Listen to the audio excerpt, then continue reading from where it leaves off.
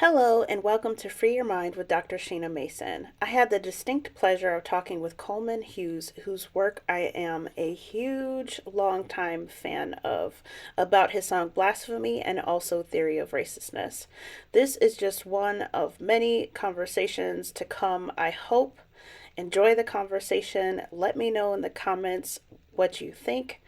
Give this video a big thumbs up, and if you are not already subscribed, hit the subscribe button and the notification bell. If you're interested in helping more people see Free Your Mind with Dr. Sheena Mason and learn more about my signature theory of racelessness, and you want to support my work, please check out my Patreon's page in the description box. And shout out to all of you who are currently Patreons. I appreciate you. I cannot do this work alone. We do this work together. So thank you so much. Enjoy the conversation. I want to welcome you to Free Your Mind with Dr. Sheena Mason and invite you to introduce yourself. I'm Coleman Hughes, also known as Coldman, and I'm a writer, rapper, podcaster, musician, and I'm excited to be here. Awesome. Thank you so much. I have mentioned your name probably in almost all of my podcasts, and I assign videos from your podcast for my students in my college courses. So I feel like I know you, but of course that's not true. I look forward to getting to know you today, especially as it pertains to your recent music video. One question I had was, why Ukraine? Why did you film this in Ukraine? No particular reason, actually, just the director, Ian Pons-Jewell, who's amazing. He works with a team out in Ukraine often. So he knew them, he was used to working with them. It was the best spot that he found to do it. There was no other reason besides that. Awesome. Yeah, that's not an exciting response. Somebody had a sort of conspiracy theory going in mind, something to do with Ukraine, and I was like, I'll ask. I'll throw the question out there. Yeah, I was partying with Hunter Biden. So yeah, that's I don't know. I think that was the conspiracy theory. Yeah. So slavery. That's one of the lines in the song. Mm-hmm. And I wanted to talk with you more about it because to me, I interpret it as cutting a few different ways. And to some extent, I'm of the belief that author's intent doesn't matter because people will interpret things as they must. But as it pertains to that line, how do you interpret it, or how did you intend it, if there was an intent? Yeah, I guess I agree with you that I don't actually want to decide what anything means for people, but I can talk in general about my perspective, like without regard specifically to that line of the song. I definitely have noticed in my life, and especially at Columbia University, a particular attitude towards slavery that felt foreign to me. So when I was a kid, I always knew what slavery was. My grandparents on my paternal line were descended from Thomas Jefferson's Monticello plantation, where they took very close records. So my grandparents actually have copies of the wills with our ancestors' names in them. Because they would put the slaves in their wills as property, like along with all the other property and so forth. So I always felt the attitude I felt towards it is that it wasn't a trauma for me, but I felt this kind of pride that my ancestors had overcome something so horrible. Right. And that it put all of my problems in life in perspective. If I was having a tough day at school, or, like just like exhausted and losing a basketball game or something, it's like I can put this in perspective, realize people of my stock have overcome so much worse than the trivial challenges that I'm experiencing now, and that can be a kind of a source of energy and motivation when you need it. That's as much as I felt connected to slavery as a descendant of slaves. But then I encountered this kind of new attitude towards it, this different attitude, which was, it was encapsulated by Childish Gambino, aka Donald Glover, who said in an interview, all Black people have PTSD from slavery. And this term, post-traumatic slave syndrome. And it was very interesting to me. It was very surprising to me, because I felt if I didn't know my grandparents and hadn't seen the family records and hadn't learned about this in school, I would have no way of even knowing that I was descended from slaves. It's not like I don't know it like I know the traumas in my life, right? Like my mom died when I was young. That was a rather traumatic experience for me. I remember it. I struggled with it for years. That's the general shape of what a traumatic kind of thing is for people. Something that happened to other individuals that I'm related to take that on as my personal trauma would feel disingenuous. And yet many people are doing that. And that's something I've noticed in the culture and lamented. I think it's a bad habit to get into. Yeah, I can understand that, because in many ways, what drew me to African American literature in particular, so much so that that's one of my specializations for my doctorate, is because I had experienced myself firsthand a lot of trauma and a lot of violence. I was adopted. My biological parents, two of my siblings died under suspicious circumstances in their care. So as a result of that, my biological sisters were taken away. And when I was born a few years later, I was taken away by the state of New York as well. But the irony is my adoptive parents abused and neglected me. And as I was experiencing that abuse, I turned to literature. I read voraciously. I had the good fortune of having access to any book I could have wanted.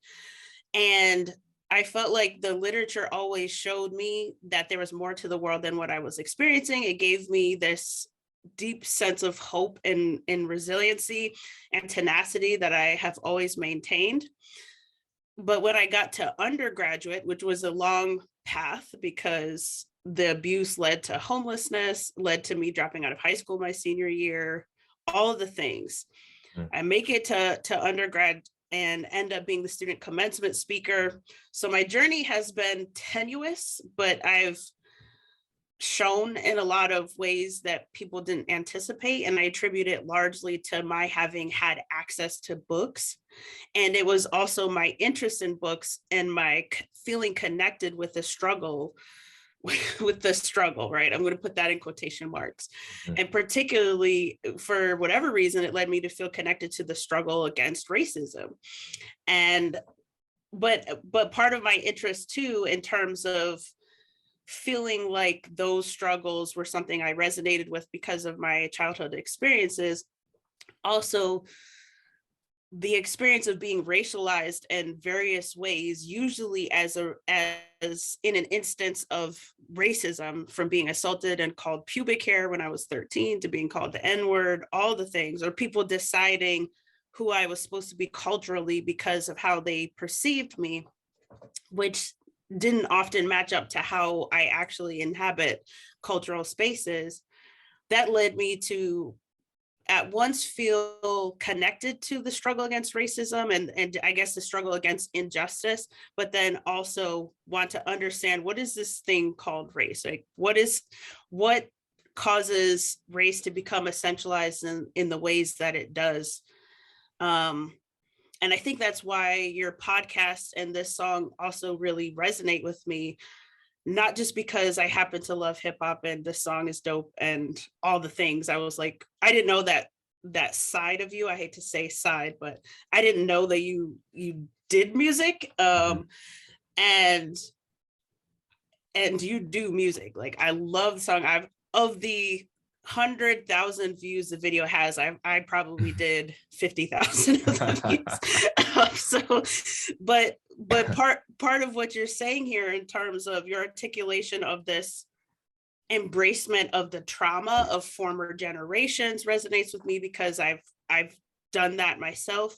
Mm-hmm. But as I've progressed in my intellectual and emotional journey, I've come to recognize the detrimental effects that has on people. While it seems sort of natural and in some ways it can feel empowering, I've also seen the exact opposite happening because of how race operates, to where it disempowers people to hold on to those traumas that, as you so articulately said, aren't really yours to hold on to. Mm. Yeah, I mean, that's first of all, that's an extremely inspiring story, and I would love to sort of hear more about what allowed you to escape such unlucky circumstances.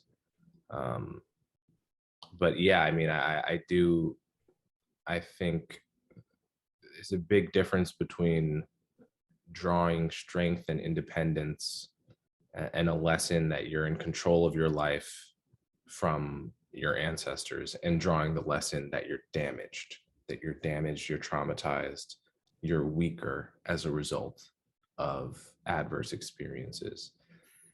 And if you draw the second lesson, it may feel good in the short term, but in the long term, it is unhealthy, I would argue.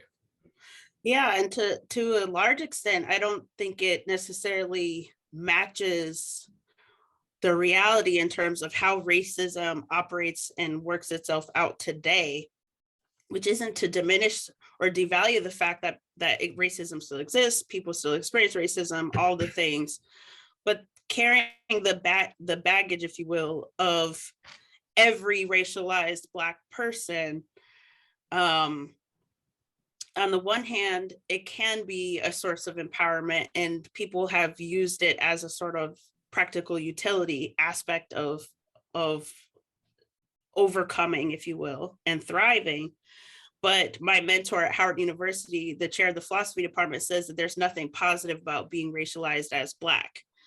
So even though there's practical utility, and there has been over the decades or centuries, and that's how we've gotten as far as we can in terms of progress against racism, there's nothing inherently positive about being racialized for any of us. Do you see yourself as, so I've heard a couple of things. You once spoke with a young woman named Desiree who is from Jamaica. Mm-hmm. And in that podcast, she told you how she has what I would call a naturalist description or philosophy of race, where she feels that having been in Jamaica, it's a sort of descriptor, it's a sort of matter of fact. But when she came to the United States, she realized that, to be Black is to be, it's perceived to be biological, and it's also all these other things. It's how you're supposed to behave politically and culturally and all the things. And she didn't sign up for it, and she really doesn't take too lightly to people doing that. And in that same conversation, you said you hope that America can get to a place of it just being a matter of fact, as opposed to all of the other things that are presumed when a person is racialized a particular way. In the song, you say something to the effect of, I am Black, I am white, I am all man, I am American, omni-American. And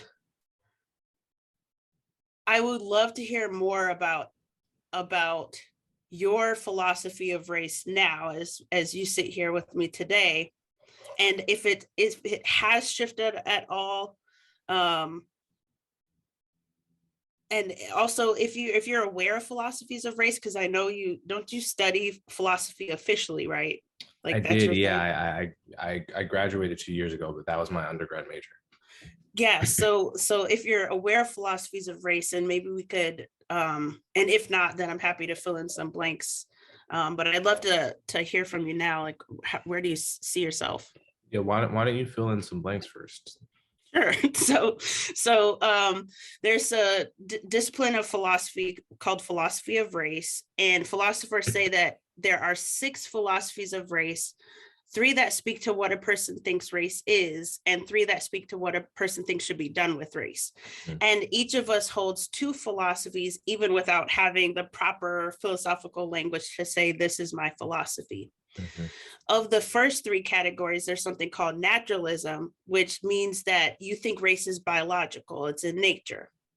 This has been, of course, disproven, though you have some scientists still holding onto the concept of race as biological.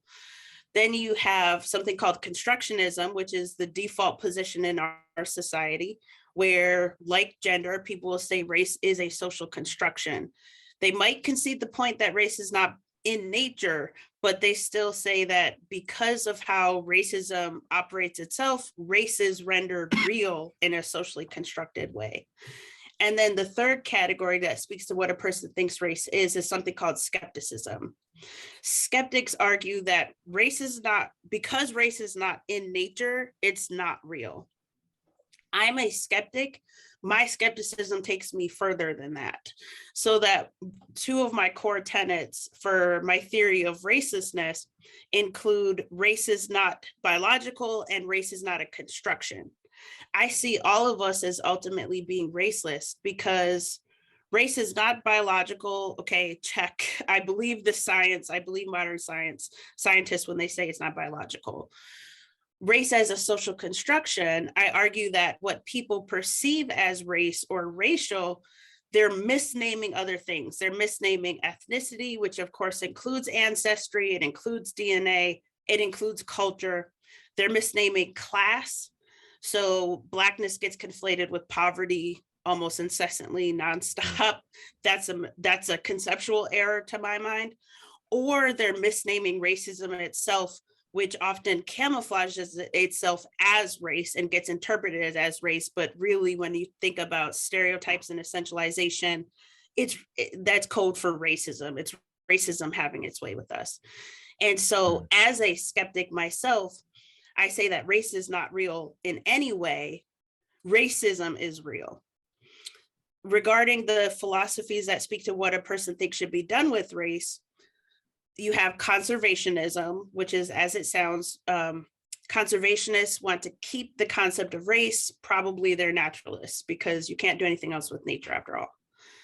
Then you have Reconstructionism, which is the default position in American society. So Reconstructionists tend to be constructionists, and for whatever variety of reasons, they're trying to reconstruct what race is.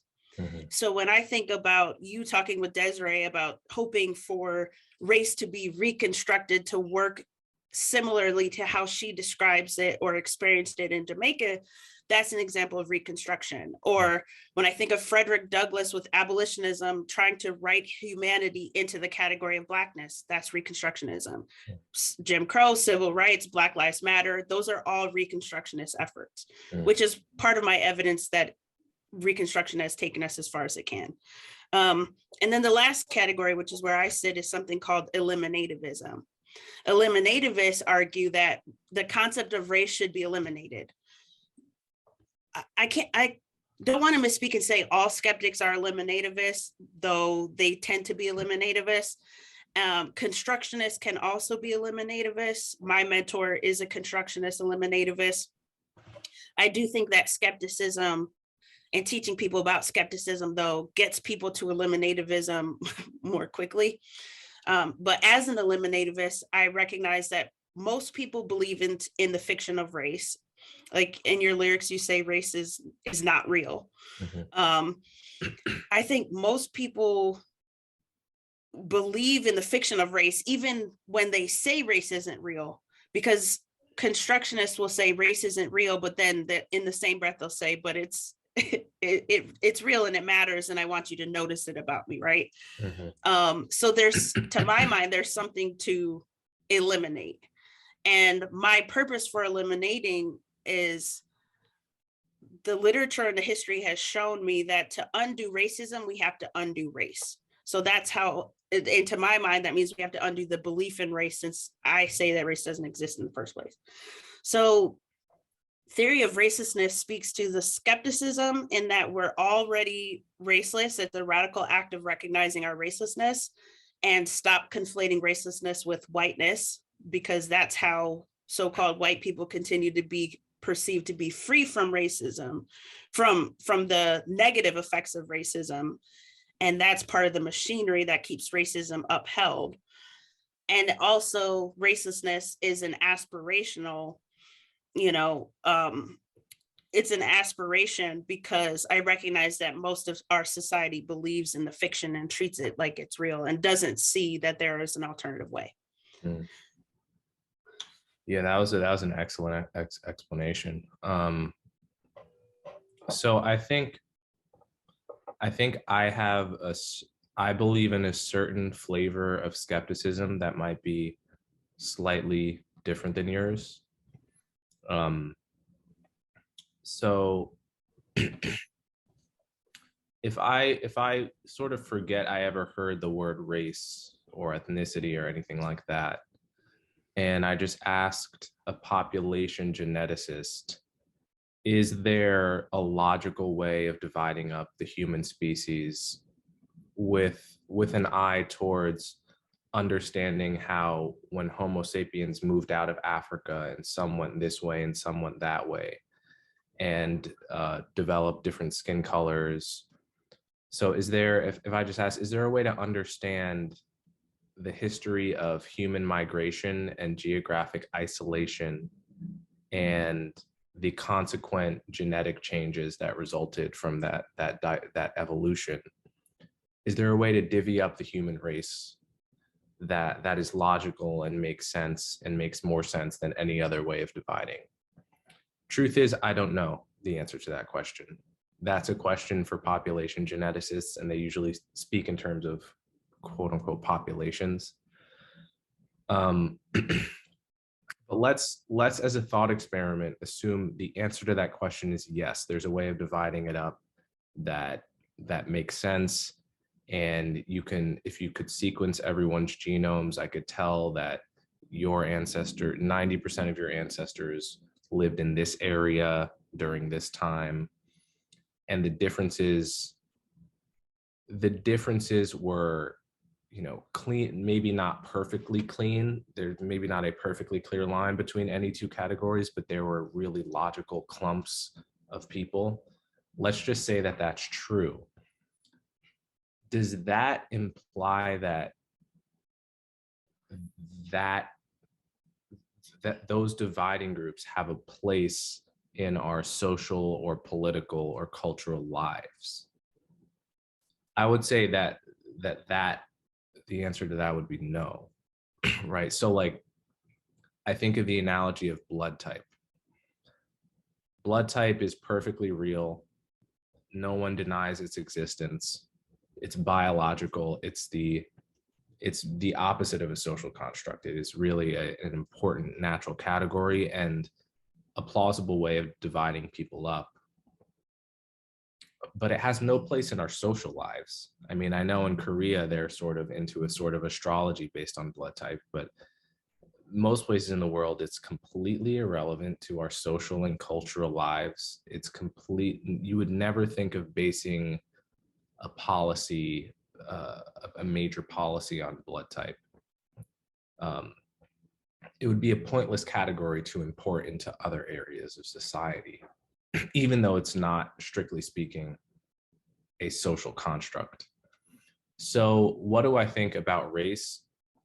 I'm sort of agnostic on, I think whether or not it's a biological category, I would still be skeptical that it is at all useful to import as a concept into the rest of our lives. So just like, for the sake of argument, let's say that the genes that code for skin color, let's say there were no mixed, quote unquote, mixed people on Earth somehow because of the way humans migrated, and like everyone was either like rather dark or rather light, and there's no one that occupied this mid place on the skin color spectrum.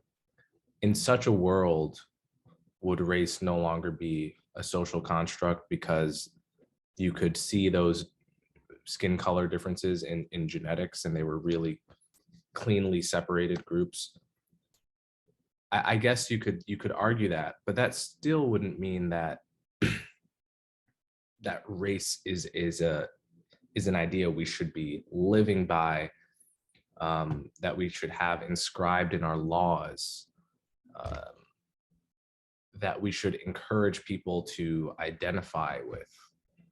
So I guess in some sense, what I'm saying is sort of the skeptic position, or the eliminativist position, might not depend on whether it's a natural category or not. So I don't worry too much about whether it's a natural category. So I think the way that race shows up in our everyday life, in our everyday conversations, that concept of race is a social construct.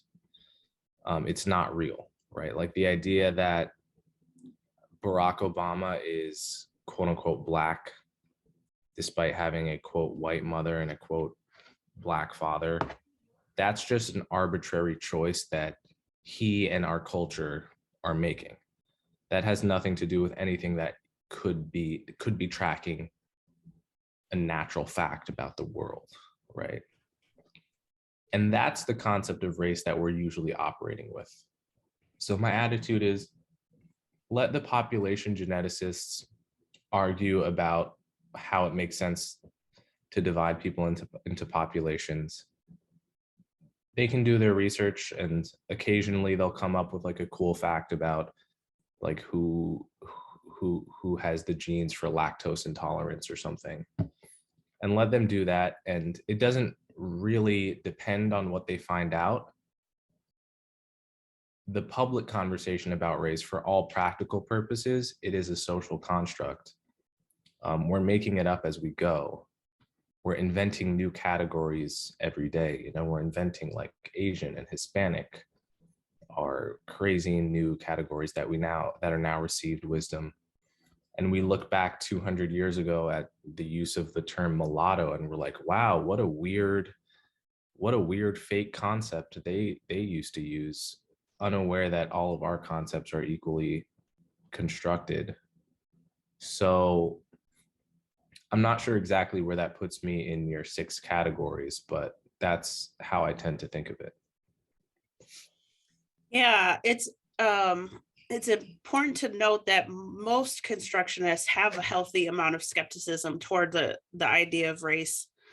The one thing that I would highlight in your response when you say race isn't real, it's a social construction, I've meet countless people who say the same thing, but upon interrogation makes it sound like I'm shining a light in their eyes or something, but upon inquiry, what many people mean when they say that is it's not real in terms of the biology, but that it's still real. And so the difference, as I see it, between a skeptic and a constructionist is primarily in that skeptics say it's not real, full stop, right? There's no disclaimer.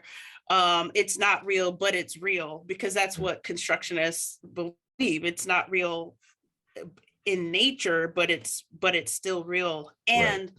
But unlike what you just described, the tendency is inevitably to put some sort of value into its realness, right? And it's making me think about, so one of my friends is a geneticist, and he's been teaching me a lot about the back end stuff, because, you know, of course I get questions. As soon as I say race isn't real in nature, there's inevitably going to be somebody who says, but what about this, or what about sickle cell, or you know, and they'll go down the litany of things that they think is proof that race is real in nature. And one thing that I've learned from him is that he views the realness of race as biological, as a sort of zodiac sign, as synonymous with the significance or insignificance of being a Gemini, which I'm a Gemini. And he says, if we can get to that level of people embracing and seeing racelessness in that way, that if they see the realness of race in biology, or if they interpret certain evidence of race as being real in nature, he said the error that too many people make is they put all of this value into how they translate the quote unquote realness, when in actuality it's as important as zodiac sign is for the average person.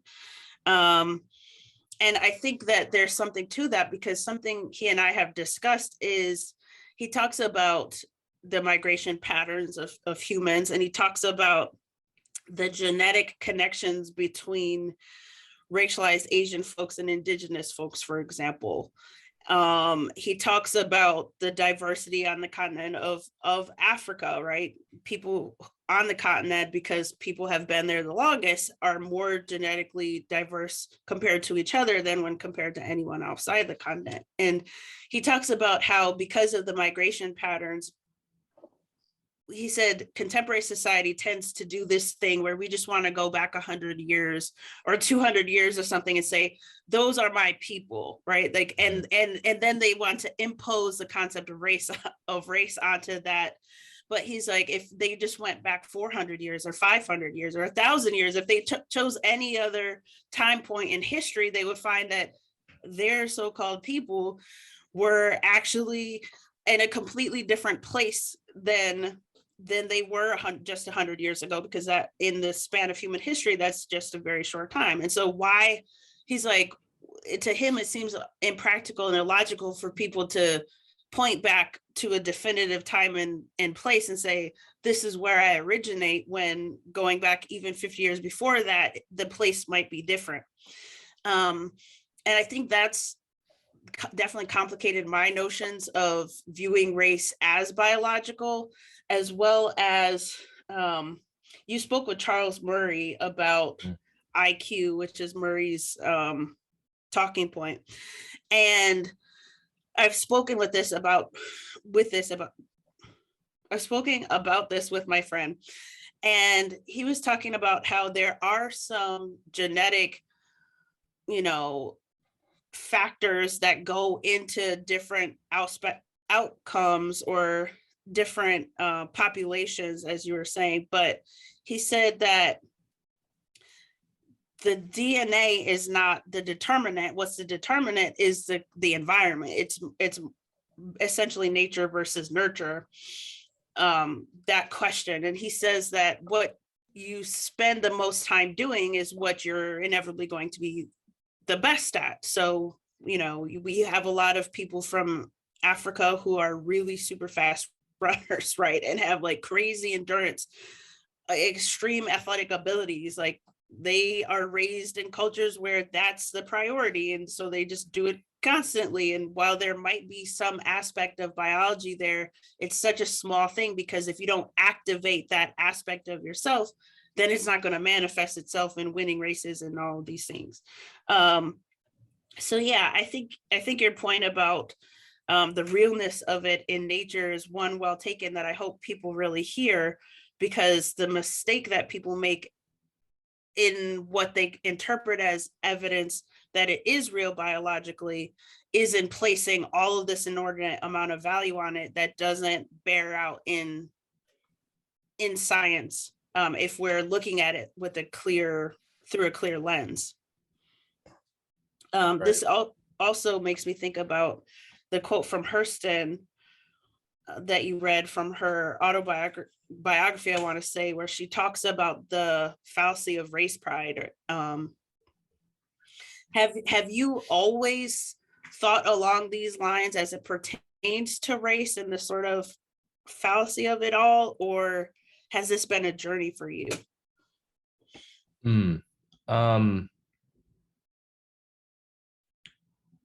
Well, I've always thought race pride was silly for the same reasons Zora Neale Hurston laid out.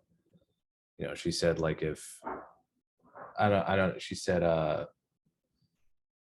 I'm not, if I didn't, Black people didn't discover the secrets of the peanut. That was George Washington Carver. That was a particular man. Jews didn't discover relativity. That was Einstein. And if you're gonna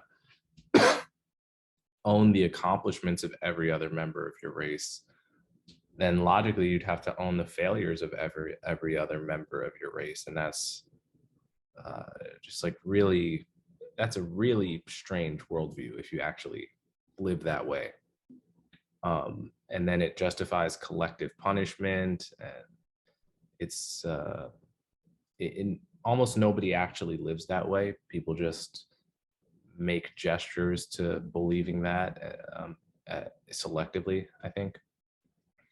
When it comes to race, I think if I can time travel in my mind back to being a kid, my father is quote unquote Black. My mother, I always viewed as Puerto Rican, which is, people say is not a race, as if race is really a very solid idea to begin with.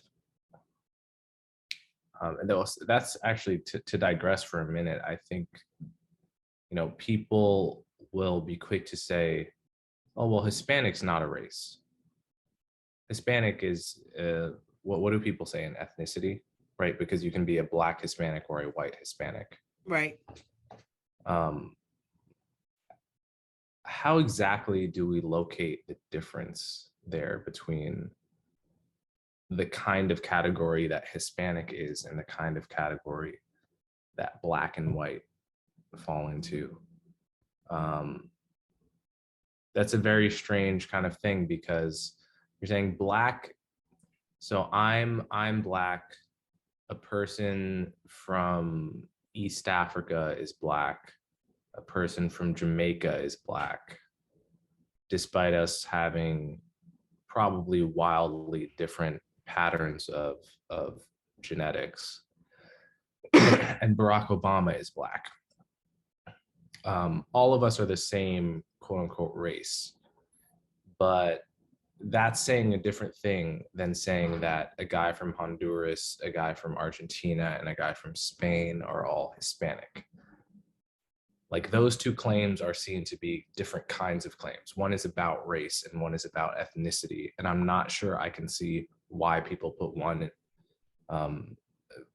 it in one category or the other. Same with like Asians. You compare someone from like Kazakhstan, China, and Bangladesh, and they're all considered, I guess, the same race broadly. Again, it's very confusing. We're making it up as we go along. But as a kid, I guess I viewed myself as half Black, half Puerto Rican.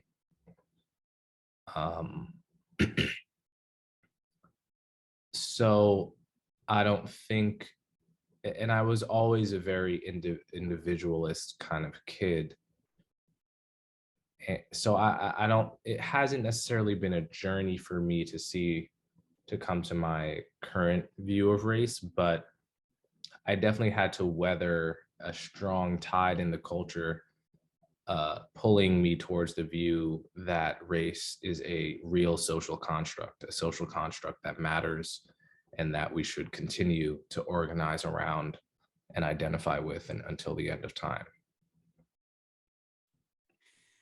Yeah, I'm giggling because when one questions, especially in the public way in which you question this belief in race, and in particular the value of it publicly, and you are racialized as Black, it has always led to a sort of ostracization and marginalization.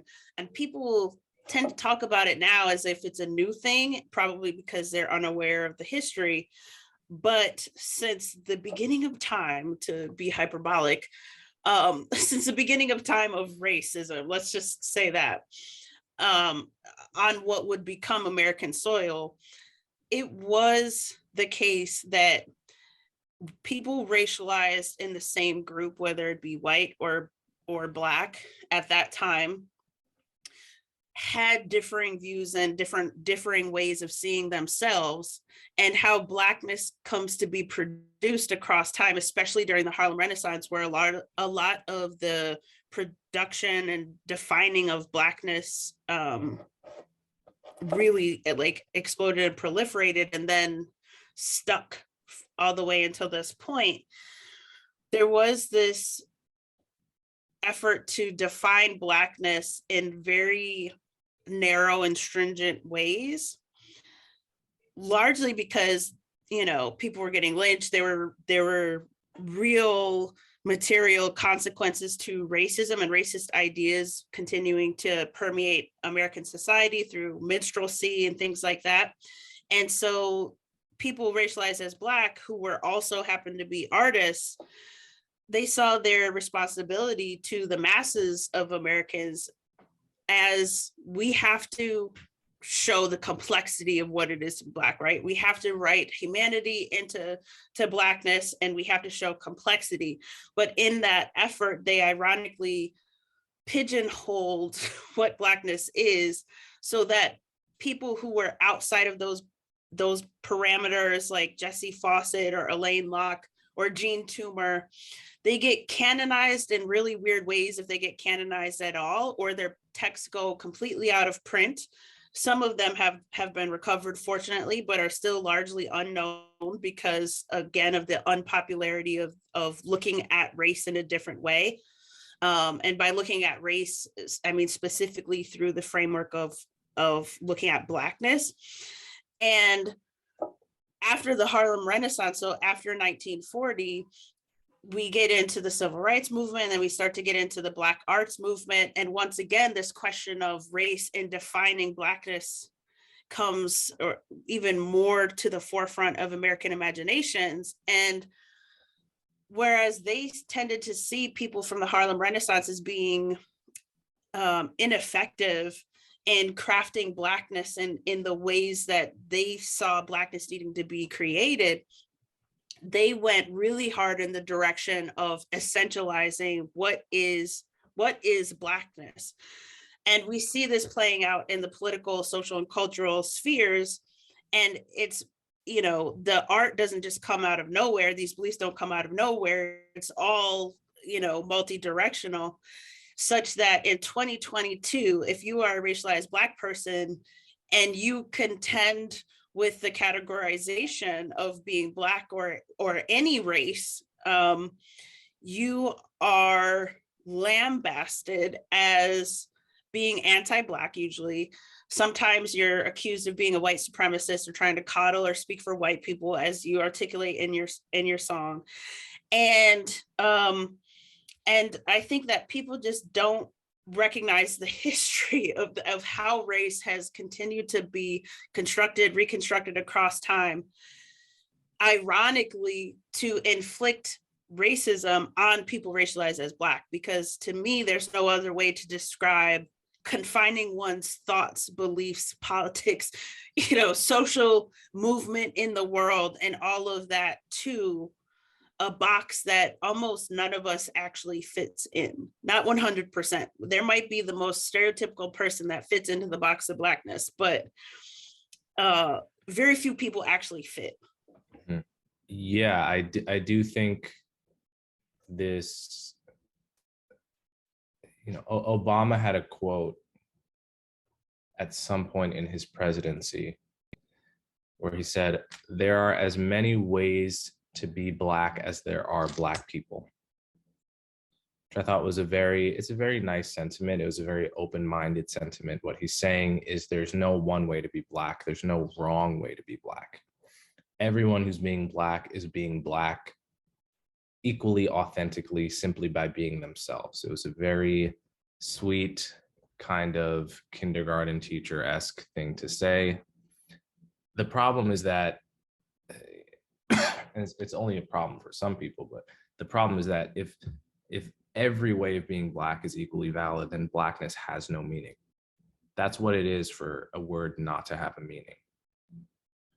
And it reminds me of a scene from The Incredibles, the Pixar movie from the early 2000s, where the kid that has the power of being able to run fast asks his mom or dad something about like if they're special. And the parent says, well, everyone is special, or everyone is unique, something like that. He said, well, that's another way of saying no one is, right? Because if everyone is, okay. So if blackness actually has no content as a concept, then it's a meaningless concept. It's a label that, it's like a link that you click on and it takes you nowhere. There's just nothing inside. It's an empty suitcase. It's just a word without a corresponding meaning. And for it to have a meaning would necessitate that some people would necessitate the possibility that you could be doing blackness wrong, right? If it meant something, then that would have to exclude some ways of being in the world. And then practically speaking, some Black people would fall into that category and be not Black enough, right? So many people feel that certain ways of thinking politically are not Black, right? Many people would write Republicans out of the Blackness, out of Blackness. Some people would write, immigrants, African immigrants out of Blackness, depending on their definition. So I think that this is an interesting case for your sort of the taxonomy of worldviews on race. Is it actually possible to hold the Obama position, right? To think that, yeah, Blackness is a real thing. It's a word that means something, but also there are as many ways to be Black and fit into Blackness as there are individual Black people in the world. There are no criteria that you could fail to meet in order to be Black, but it's still it's a real word, it's a real concept. I don't know. I don't think that that's actually a coherent position to hold, even though it's a feel good position. Like either it's nothing or it's something, and some people don't fit it. Yeah. So I don't know, but I have to make an educated guess that Obama was referencing Torre and Torre's theory on what he calls post-Blackness, when Torre says if there are 40 million Black people, then there are 40 million ways to be Black. I'm aligned with you in thinking that if that's the case, then Blackness isn't a thing, right? Because the logic doesn't follow that if every single person does Blackness a different way, then what's the significance of Blackness, right? And I'm also of the viewpoint that because Blackness was created in the ways that it was created, at least in the context of the United States and certainly in other places, Blackness cannot exist as a racial concept without inflicting the violence of racism, because racism is often hiding its face as race. And because race gets conflated with culture and ethnicity, other social constructions that have more meaningful impacts and value than that which race will ever have, primarily because racism created race and the concept of race in the ways that it has. And also because Blackness was created as a race concept from the position of being subjugated and from a position of being oppressed, such that efforts to constantly reconstruct that thing, we can say that there are multiple ways. We could even lessen the extreme of it or extremity of it and say, instead of if there are 40 million Black people, there are 40 million ways to be Black, we could say if there are 40 million Black people, there are 20 million ways to be Black. We could just lessen the number, right? Just to indicate that Blackness is not homogenous. But part of the roadblock that comes from us in America continuing to use race-specific language is because of how the race-specific language gets interpreted by many people in the society. And when you hear the refrain Black Lives Matter, and then you hear the refrain All Lives Matter in response to it, I wrote a piece in Newsweek that basically I'm saying everyone is right and at the same time everyone is wrong, because part of the reason why the response All Lives Matter comes out, certainly there are some people who will say it from a place of sheer ignorance. There are some people who would say that, but in large part, what they're identifying, even without being able to speak it, is that humanity was never part of Blackness, because humanity didn't conceive of Blackness. Blackness was created under a chattel system of slavery. So when you have people who are enslaved in American society and we start to call them Black, and then you have free Africans and free Indigenous people who are coded in the law and in society as free people of color, and then you have the enslavers who are coded as white, as well as all European descended non-enslavers, but the whiteness gets to be constructed in the ways that it does because it's trying to gloss over the class differences between racialized white people. When that is the genesis for the language that we maintain today and we're trying to fix, right? We're trying to show, oh, Black isn't homogenous, white isn't homogenous, Asian isn't homogenous, all of these things. The reason why we haven't been able to do that, by my estimation, is because of this history, is because of where this language is born out of in the American context. And while in other places, Blackness, as you described it, well, as you quote Obama in describing it, and as I'm saying, Torre, I think is the original reference, Blackness operating in those more complex ways in other places does essentially get rooted down into a sort of nothingness in a way, because if you have people like Desiree coming from Jamaican society and seeing themselves as Black, and it's just a statement of fact, but it doesn't mean anything else, then to me, that is kind of like saying that there's no value being ascribed to the category of Blackness, except for phenotype, how a person looks, right, and probably ancestry.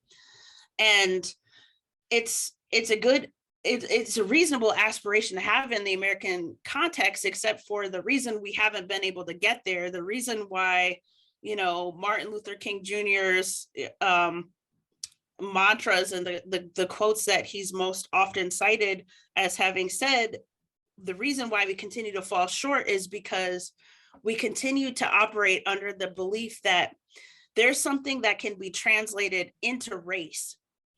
And that translation comes with the race language, Black, white, Asian, Hispanic, all the things.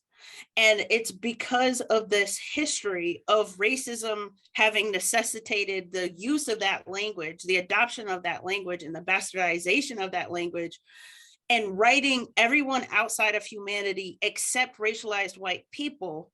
That is at the core of my effort toward racelessness, to help people toward recognizing their own racelessness and embracing it, or at minimum recognizing racelessness as the ultimate end goal, as opposed to something like colorblindness, which still operates under the presumption that race is real or has any value in our society. And I think that the more people we can educate and help to relativize the concept of race, like to explore other places where it doesn't mean the same thing. Blackness doesn't mean the same thing. Whiteness doesn't mean the same thing. The categories are different. Racism is different, if it exists at all. The more we can do that work, and the more we can understand why in 2021 somebody can be accused of speaking, blasphemy because they're speaking what they perceive to be the truth, but the truth doesn't mesh with the mainstream, and all of that comes from this history of race and and ultimately it comes from racism. And the sooner we can recognize that from the inception of whiteness as a so-called race, whiteness has been conflated with liberation. Whiteness has been conflated with individualism. Whiteness has been conflated with mobility and freedom. And Blackness was conflated with the opposite. That's why they were enslaved, right? So that was very strategic. But in this century, in this decade, in this year, the landscape in terms of what racism is and what it isn't have shifted dramatically. But what hasn't really shifted is how we see ourselves and how we see other people. And we continue to encourage whiteness to be packaged with liberation, which I think is a huge error. That should be, racelessness should be not perceived as a characteristic of whiteness, but as a characteristic of all of us, because that's how we get to the liberation we say we want. In your mind, is a difference between racelessness and colorblindness? Yeah, so colorblindness speaks to the belief that there's something to be seen, you know, right? I can see your skin color, your hair texture, all these things. I can see your phenotype, and I can translate that into race, but I cannot let your race dictate how I treat you. It's an admirable goal. I don't think there's anything wrong in particular with that. I watched one of your talks on a case for colorblindness, and I was with you. I was like, this, yes, this makes sense. I personally don't have a problem with people aspiring to not let their biases impinge or infringe onto how they interact with other people. But theory of racelessness is radically different, because I'm saying what you're translating into race, you're making a conceptual error. It's these other things. If this is Scooby-Doo and we're chasing after the villain and we catch the villain and we demask the villain's going to pop into like 4 different characters. One is going to be class, one is going to be ethnicity, one is culture, and one is racism itself. And it's because we've conflated all of these things that we continue to stay in the quagmire of racism, because racism is being packaged with these other things that actually have meaningful, you know, value to our society. So we should stop translating skin color into race, for example. We should stop translating class into race. And we should do that so that, number one, we can have more clarity in terms of who we are as Americans and who we are as individuals and all the things. But also we should do that because so long as we translate something into race, we continue to package with that race concept the things that were originally packaged with it to subjugate groups of people, such as individuality and mobility and freedom from racism and liberation and all of those things, which means that those things are then inaccessible to the majority, not all, because folks like yourself and I, we get outside of it, but to the majority of citizens, they stay within the confines and they see certain characteristics and happenings, you know, with cries like math is racist, all of that. They see certain things only for white people, or they see it only for Black people, or only for Asian people. So colorblindness doesn't help us stop doing that. Racelessness on a fundamental level does. Interesting.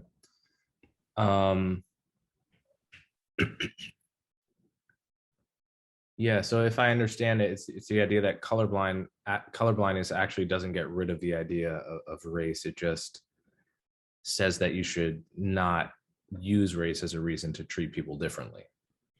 Yeah, and if you know the literature on like unconscious bias trainings and stuff, we know that that's ineffective. It doesn't have any long-term effect because you're not transforming how people think and how they see themselves. You're just essentially affirming their biases in a lot of ways and helping them overcome the biases as best as any human can. And I see theory of racistness as an intervention into that space to radically change and expand how people see themselves and how they see other people, which will ultimately lead to the inevitable undoing of the ism that race carries with it. Yeah, that's interesting. I think I am more disposed towards the colorblind idea, I guess, than the raceless idea. In part, um, yeah, I guess I'd have to think about it more, but in part because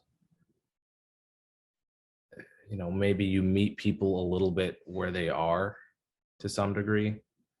Um, like race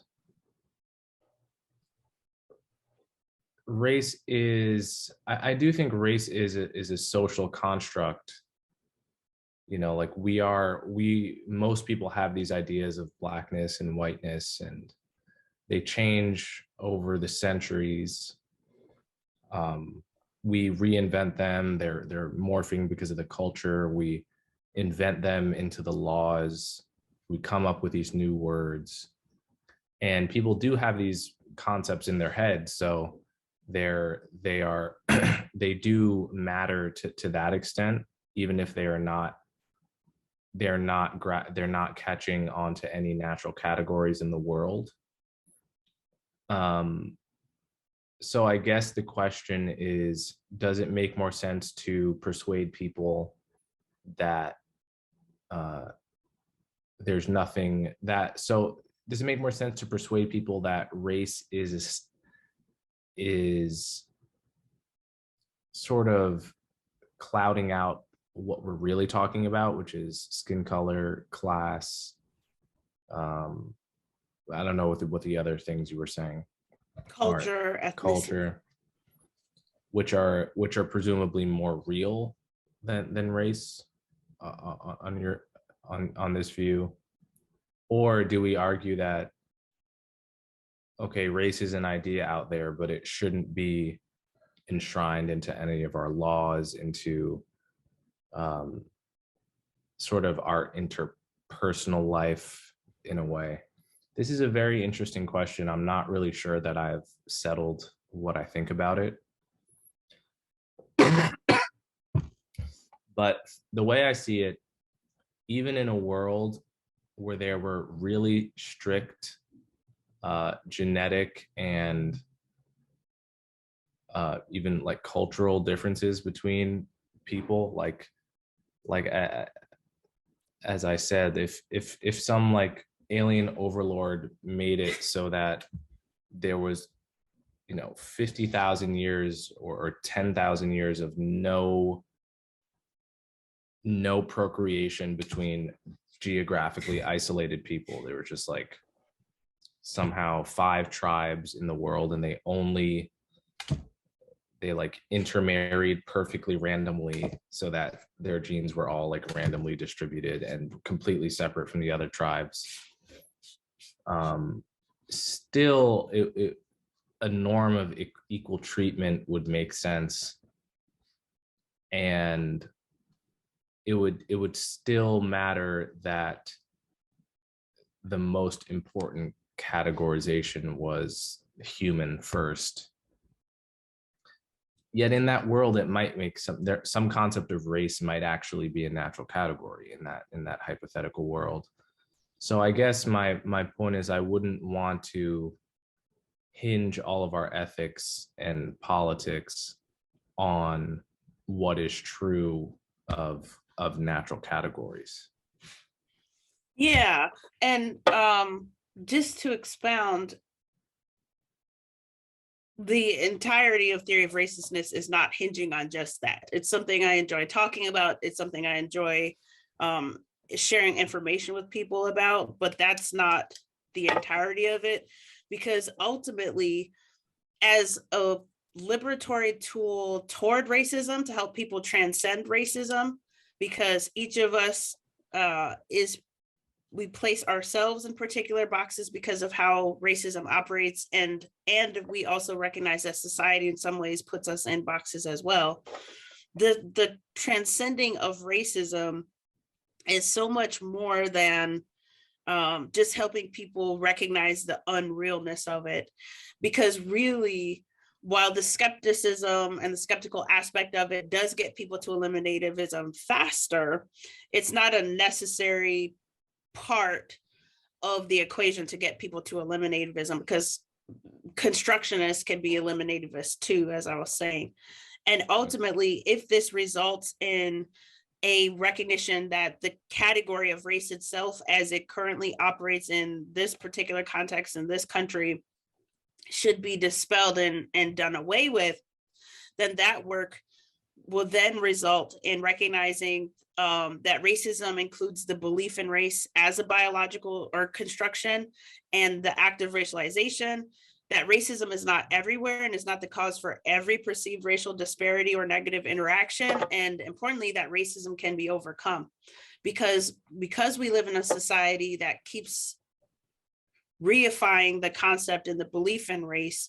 We live in a society where we have vision, we can see people's phenotype, we translate that into race, and where there are differences, we translate that into racism. And as proof positive of racism, we translate that into racism being omnipresent and global and worldwide.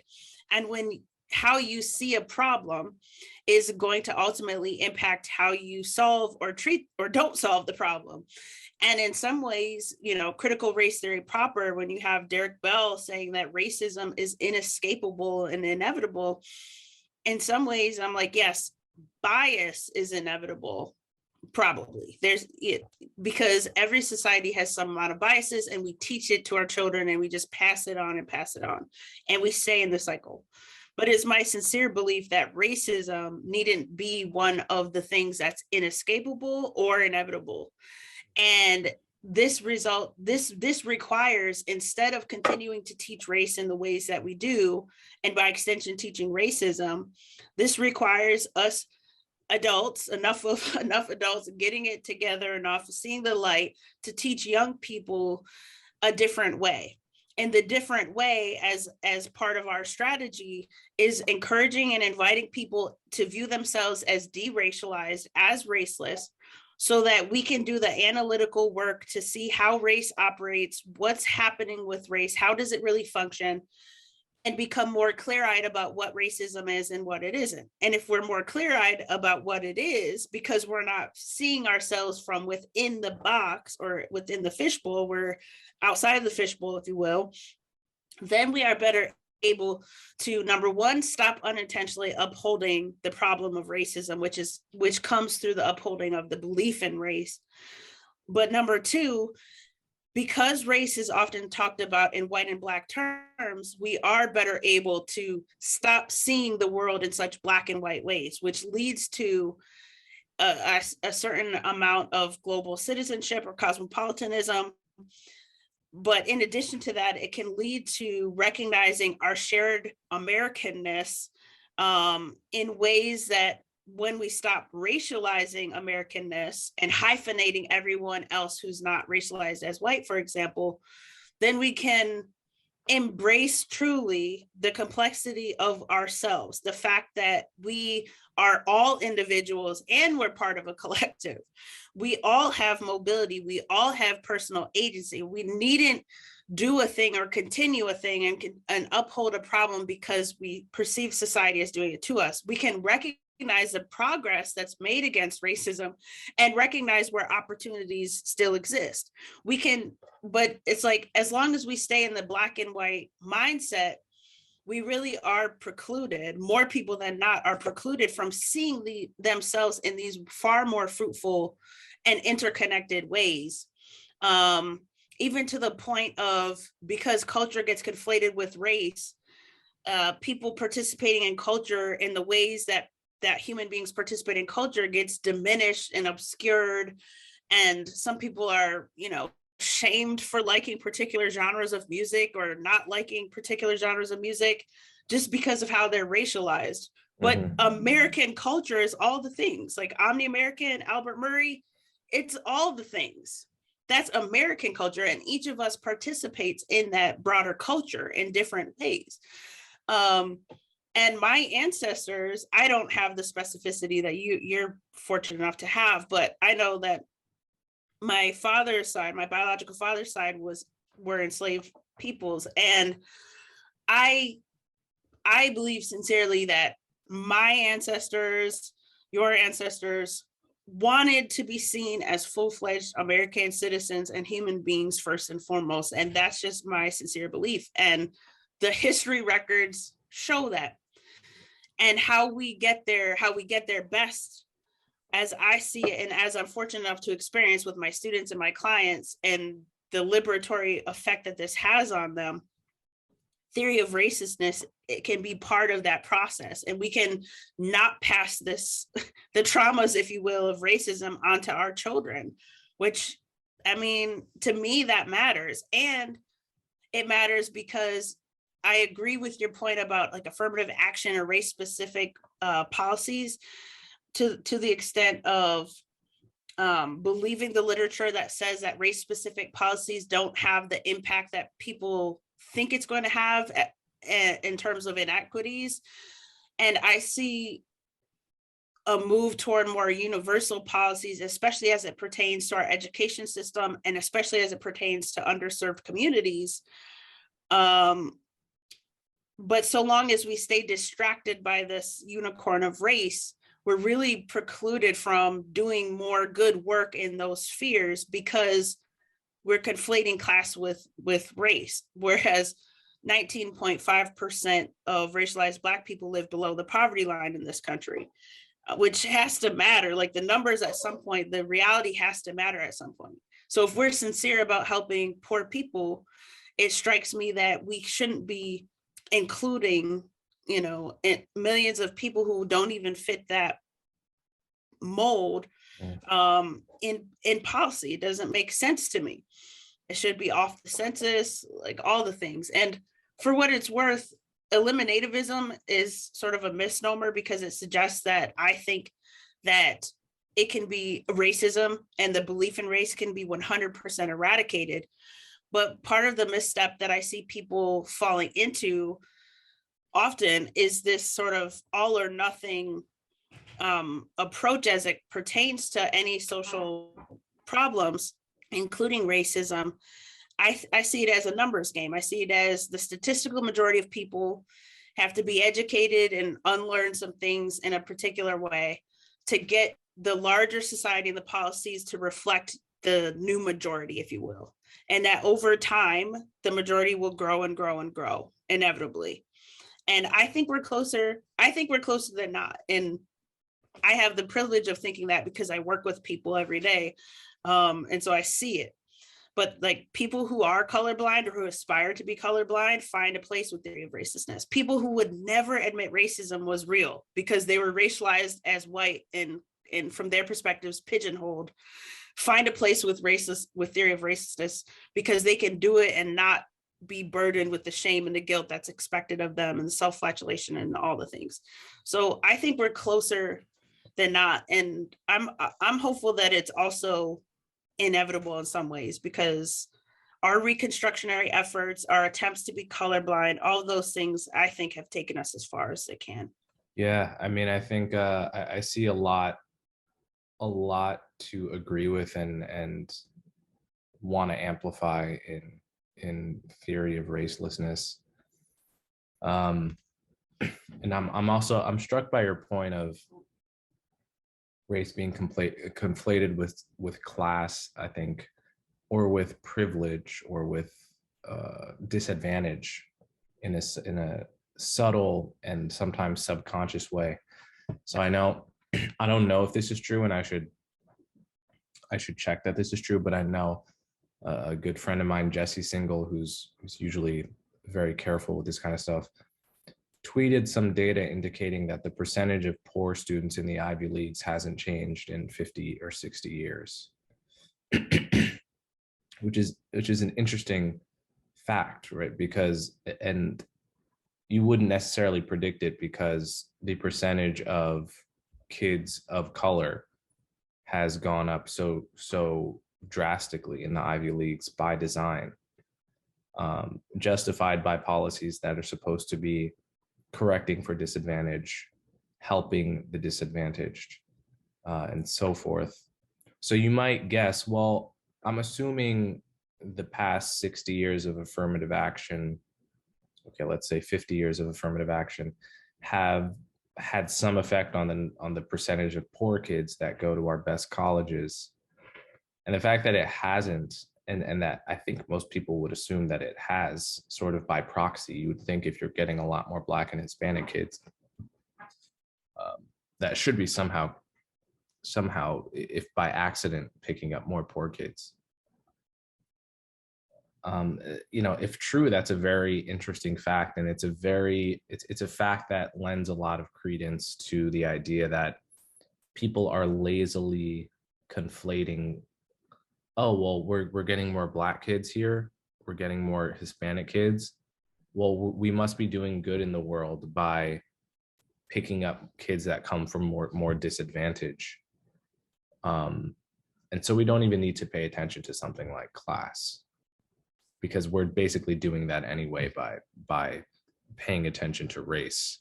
So race does become effectively a proxy for, helping the poor. I think many people who support affirmative action would assume that they are, quote, helping the poor by doing so, without even checking, because of how closely people associate those concepts. So that's just something that came to my mind. But yeah, I mean, I think it's clear to me that the notion of race in our history has done so much more harm than good. Like, however we want to parse the differences between racelessness, colorblindness, social constructionism, skepticism, eliminativism. What I think is clear is that the idea of race has done and is doing more harm than good. Whether you think it's real or not, I think it is harming our society more than it's helping it. And that's been true for a long time. And it's true today. And that's not, I don't think that's true of all the concepts that we use to divvy people up. I don't think it's true of biological sex, for instance. I don't think it's true of culture. I don't think that's, I think the concept of race is especially and uniquely harmful. And allowing the government the power to act based on race has historically and continues to be harmful. Teaching our kids to view race as a real thing, even if we're just teaching that it's a social construct that matters. I think all of this is doing more harm than good. And I think it's obvious to me just by reading the news every day, by living my life. But I think the less we care about this, the less we view this as real, the healthier our society will become. And that requires fighting not only actual white supremacy and anti-Black racism of the kind that still certainly exists. It requires fighting the racial essentialism on the cultural left. And it's depressing how few people are I think really willing to walk that line in the right way and stand up for it in the right way. But hopefully you and I can be part of the solution to that. Oh, absolutely. Because I think a lot of the walking that line in not the best ways, I think a lot of that is stemming from the fact that alternatives haven't been either haven't existed or just haven't been widely known, right? Like we really are taught that this is how you do the thing. This is how you fight against racism, or this is how you fight against racism from the other end of the spectrum. And I think we're living in a time where there's increasingly more alternatives, which I take to be a really good sign. One last thing I wanted to say, Coleman, was that in your music video, when you talk about getting shot by officers and you talk about you fear that less than you fear being essentially having your thoughts controlled. This makes me think of a workshop I did recently where somebody looked me in my eyes and told me that I had to fear for my life when I leave my house for fear of getting shot by an officer. And it was a very well-intended person. I could tell that it wasn't meant in any malicious or ironic way. But there is this sincere belief that, and this is how I argue that racism operates nefariously, because there is this sincere belief that we live in a time where, as a racialized Black person or a racialized person of color, we have to fear for our lives. And we have to then that's part of the passing on of trauma, which brings us 360 to the start of this conversation, when we're talking about the talk with usually African-American kids. And it's something that I anticipated having with my own kids. I have 2-year-old triplets, 2 boys and a girl. My boys are identical twins. And I anticipated having the talk with them. And I'm thinking it's for their own good and their own well-being. And I'm trying to, be a responsible parent. But something about theory of racistness and my journey encouraged me to go and look up information on this thing, right? On this idea of needing to fear for my life. And I found the data to not support this narrative, or the idea that racialized Black people are being hunted in the streets and murdered by officers. Mm-hmm. And yet that's a really sincere belief that so many people have. And in a way, to me, it's a manifestation of racism, because it is this packaging as something progressive or something liberal, something that is a form of resistance to tell racialized Black people and to be a racialized Black person and believe that one has to fear just leaving their house, mm-hmm. right? That to me is a really pernicious part of racism, and it's race ideology that continues to be upheld, that encourages this persistent belief to where people don't even question if that's a true, feeling. It's mm-hmm. a true feeling, but is it rooted in reality, right? Is it actually mm-hmm. likely to happen? What's the probability? And similarly, there's a narrative of Black people being criminal and violent, and depending on who you ask, people will blame it on something different. The left will say it's the system of racism, that's why Black people are more violent. And people who lean right will say it's the inferior Black culture, that's why they're more violent. So, but infrequently do people ask questions about these statistics of violence. Instead, they say 50% of the murder victims are Black. Black people commit 6 times more violent crimes than white people. This sounds astronomical. This sounds like an epidemic, right? And racialized Black people should be concerned about it. But when you dig in, you come to find that the 6 is being multiplied by 0.25.